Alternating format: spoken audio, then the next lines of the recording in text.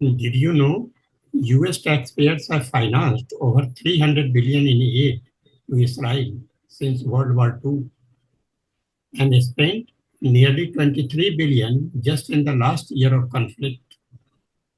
As America's 37 trillion debt ballooned, billions went not to roads or healthcare, but one foreign aid. Let's unpack why it matters. Namaskar and welcome to another eye-opening episode of Global Focus. Today, we have with us a distinguished voice in strategic affairs, Dr. Adityanjee, President of the Council for Strategic Affairs. With his deep expertise in global power dynamics and national interest frameworks, Dr. Adityanjee will help us decode the hard truths behind a topic that rarely gets the scrutiny it deserves. The staggering trillions spent by US taxpayers to fund Israel's military ambitions. What does this mean for American democracy, West Asia stability, and India's own strategic positioning? Welcome, Dr. Adityanjee. Welcome to our platform once again. Thank you very much indeed, Mr. Sinha, to discuss this geo-economic and geopolitical issue about massive flow of funds from United States to Israel for its war efforts. Yeah. And it is high time we discuss this and its implications. So my first question to you, how accurate are the claims that US taxpayers have spent 12 trillion on Israel's war?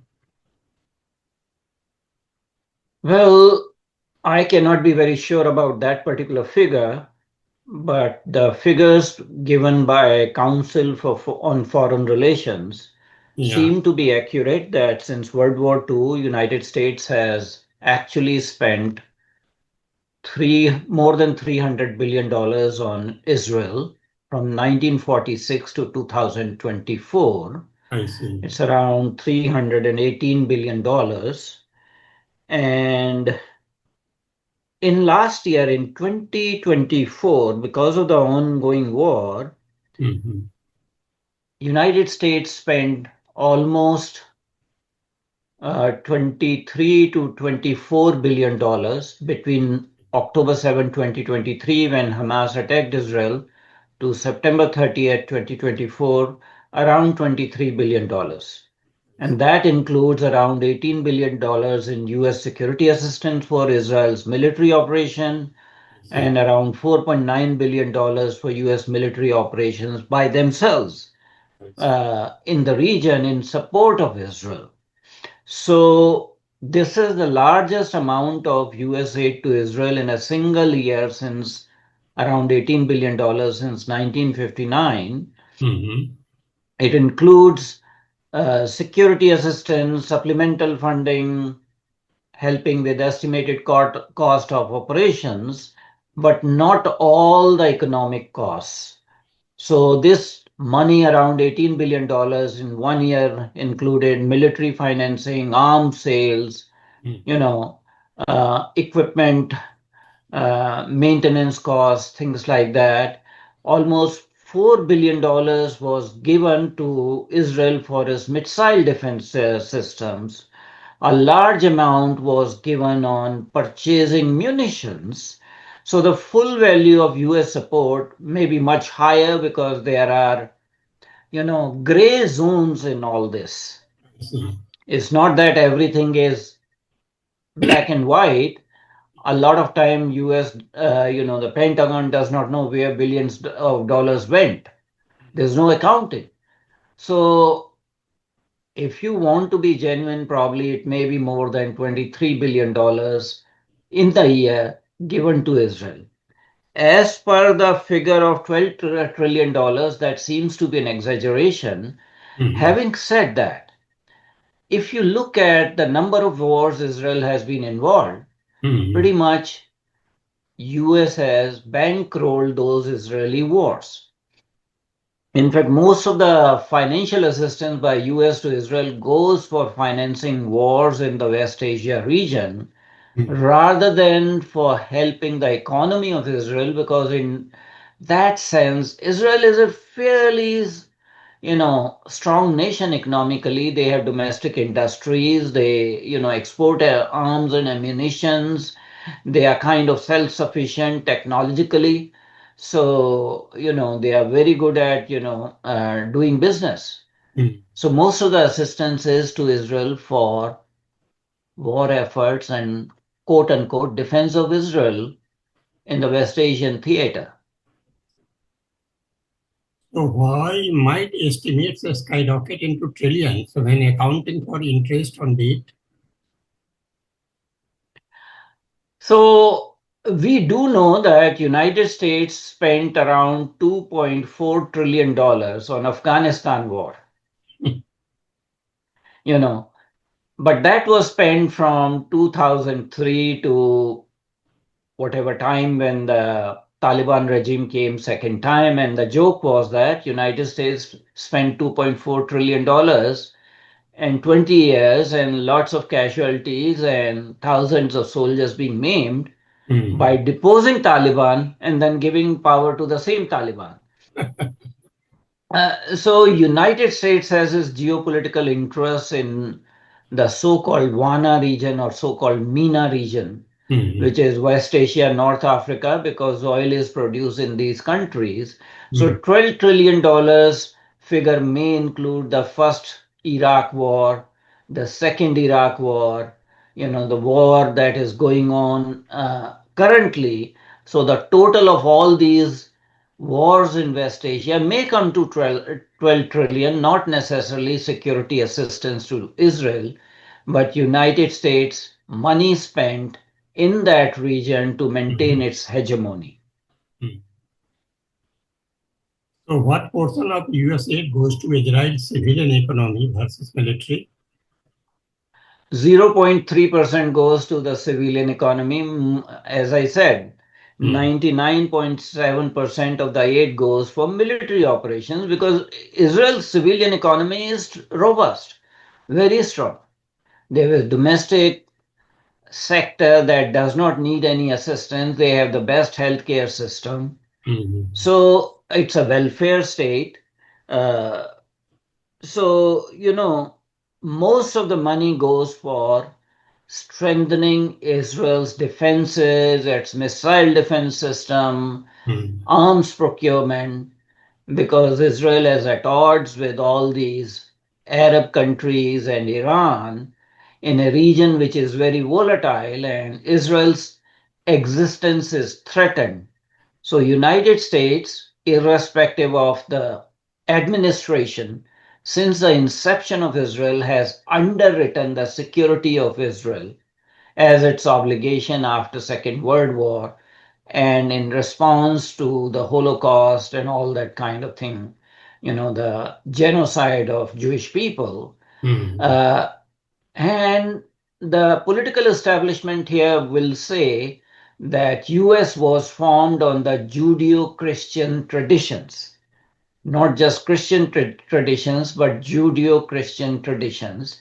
So there is a strong support on bipartisan basis Mhm. in United States political establishment to continue to support Israel. So Israel's existence is not threatened and none of the Arab countries are able to, you know, obliterate Israel as Hamas and the terrorists from Palestinian Islamic Jihad have been saying that from the river to the sea, Mhm. Palestine will be free, meaning thereby that Israel will be eliminated or obliterated and Jewish people will be removed or disappeared or annihilated. So Mhm. US does have a commitment. US has two client states that it has supported again irrespective of the administration. One of them is Israel and second is Pakistan. So what are the implications of this for Israeli versus the US taxpayers? Well, Israeli taxpayers get a free ride for their security needs. If Uncle Sam is bankrolling the Israeli security, Israel does not have to impose very high taxes. mm, Remember, any country that goes to war, its domestic economy suffers yeah. because all the resources are being channeled to the war effort. What is happening to Russia? Mm, The domestic economy is suffering because all the money is going to the war effort. Of course, they have commodities, so they can sell the commodities at cheaper price so that the Russian economy does not go bankrupt. mm, But there are strains in the Russian economy. Un- I mean, fortunately for Israel, it has never suffered that strain because Uncle Sam is footing the bill. So there are no tax implications for Israeli taxpayers. They are very happy. Who are not happy are the US taxpayers because they have been given this, you know, Hobson's choice. mm, You, you know, if you don't support financially Israel, then Israel would be eliminated and threatened, and that will eventually affect US, strategic interests in West Asia. And if you do support, then you pay through your nose. So US taxpayer is in an unenviable position because they have to keep on mm, bankrolling wars of Israel. Some of them are genuine, others are not genuine because you are tying the interest of a nation with the interest of one individual, which is Benjamin Netanyahu. mm, Uh, Agreed that Hamas's attack on Israel was totally uncalled for, totally unfair. mm, But Netanyahu is expanding the war in all other spheres, including against Iran, which was not, at this point in time, it was not called for. There was no imminent, Iranian, plan to develop nuclear weapons. Israel has been saying, and Benjamin Netanyahu has been saying for 20 years that Iran is just 6 months away from developing or testing a nuclear weapon. mm, Yes, Iran has increased its uranium enrichment after the JCPO was basically dismantled by Donald Trump in 2018. But Iran had said publicly that they do not have a weapons program, and the Ayatollah ruling the country had said that the country, he had actually issued a fatwa against nuclear weapons. So they had the capability, but they did not have an active nuclear weapons development program. So the recent war in Iran, in which both Israel and United States participated, was totally uncalled for. So if US keeps on propping up regime of Bibi Netanyahu, mm, that is the short sightedness because you should never tie the political interest of one person. And mm, that one person is under investigation for corruption in his own country. And his way of actually dodging the corruption issue investigation is by extending the war mm. because ultra right wing Jewish parties have told him that if he does not continue the war, they will withdraw support. So it is just a theater of absurd how US taxpayer gets sucked into Israeli domestic policy supporting one individual, and Mm. consequences are that US has now a $37 trillion deficit. Mm. The financing of interest for that deficit is like almost 25% of US GDP. So, how does massive foreign aid impact the broader US national debt and domestic spending? Well, this is what I'm saying that US has now a national debt of more than $37 trillion. Yeah. Somebody has to pay that money. Yeah. What it does, US issues treasury bonds and Mm. other countries buy. As US debt is ballooning, the rate at which foreign countries will buy these US treasury bonds will have to be increased because your credit rating is going down. So the cost of financing the debt goes up. So the interest payment on this $37 trillion will continue to increase. And as I said, that 25 cents out of dollar go actually in repaying the interest. So it has repercussions for domestic economy. And with the one big beautiful bill that was passed by US Congress just yesterday and signed by Donald Trump yesterday, Mm, the estimate is that the deficit in US budget will increase by at least $3.3 trillion over the next 10 years. So we are having a situation that short-term political interests of the ruling administration, ruling party, whichever it is, whether it's Democrat or Republican, they are keeping on increasing the US national debt, mm, and somebody will have to pay. It will be the future generations, the children and grandchildren that will have to pay that debt. So one of the tactics US adopts is called quantitative easing, which means the Federal Reserve starts printing notes, mm. more notes into circulation, and when there's more paper money into the circulation, the inflation increases. So these are like short-term, short-sighted interventions that have been done to prop up the dollar and the US economy despite this massive amount of trillions of dollars of US debt. At some point in time, the economy will not withstand it. Mind you, US is a large country with a lot of natural resources, with a massive landmass. The current population is there, but they can sustain much more population basis. Industries are still very good, resilient. Yes, the growth rate has gone down, but they are very good at innovation, business innovation, and they control the international financial system, so they are able to handle this debt.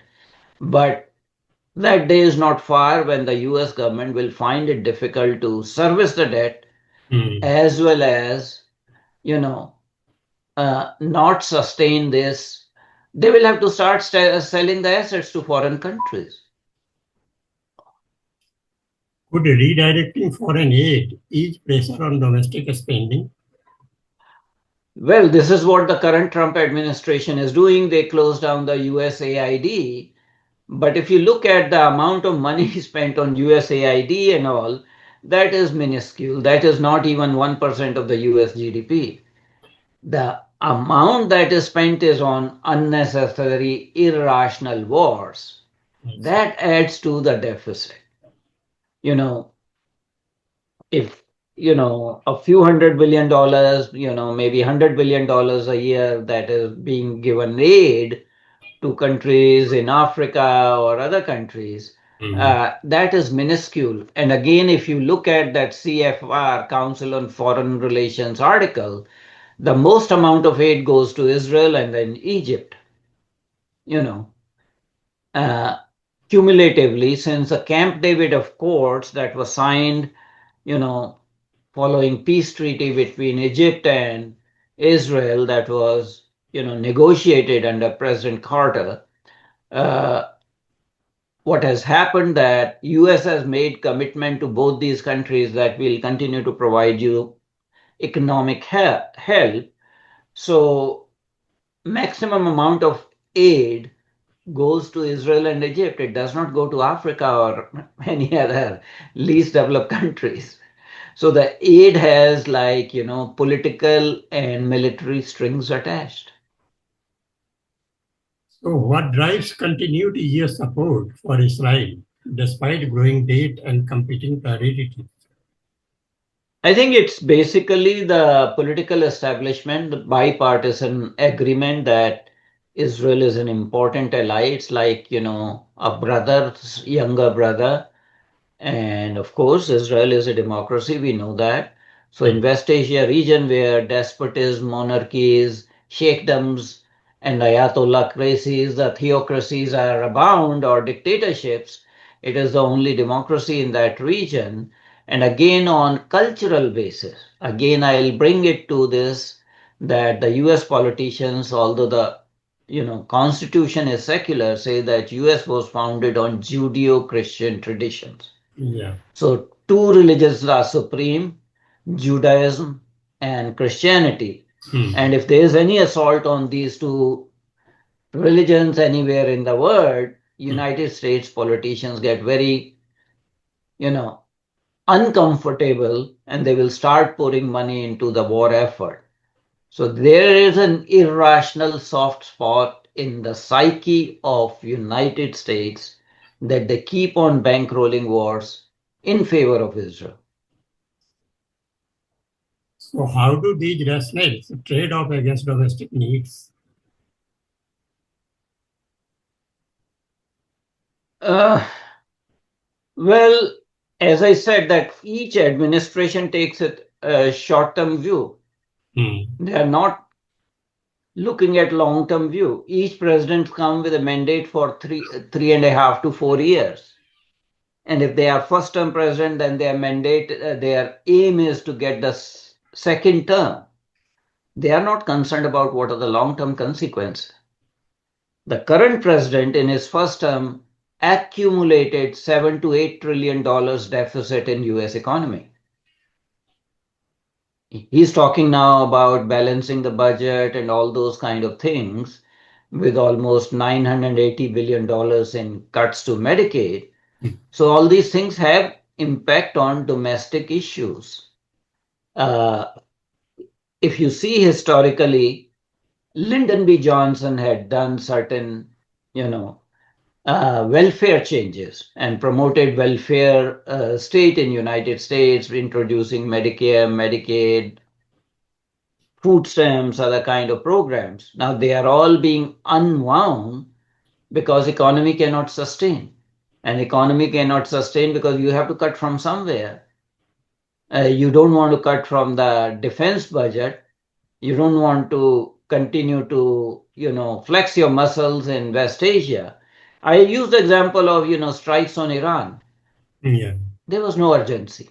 We have heard this rhetoric all the time. We heard the rhetoric about Iraq that they were weapons of mass destruction when US went to war with Iraq with Hmm. quote unquote coalition of willing because it was not authorized by United Nations Security Council. And the same thing happened with the recent war in Iran. Again, I'm not supporting Iran's quest for nuclear weapons, but Iran was in a box with JCPOA.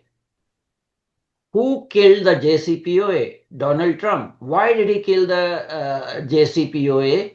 At the insistence of Benjamin Netanyahu. So, one politician based in Israel is manipulating the US system, making them feel guilty, arousing fears of nuclear Iran, and wasting money irrationally on a war that was not justified. There were other ways of dismantling Iran's nuclear programs, not weapons programs. So, thank you, Dr. Adityanjee, for shedding such bold and insightful light on a topic that mainstream narratives often shy away from. The geopolitics of war in funding is not just about money, it's about influence, morality, and global consequences. We hope our viewers will now look at the headlines with sharper eyes and deeper understanding. Don't forget to like, share, and subscribe to our channel for more fearless conversation. Jai Hind. So, my parting message to the viewers is that one, Israeli politician is taking the US taxpayer for a ride, and his political future will be decided in 2026 when there is a next general election in Israel.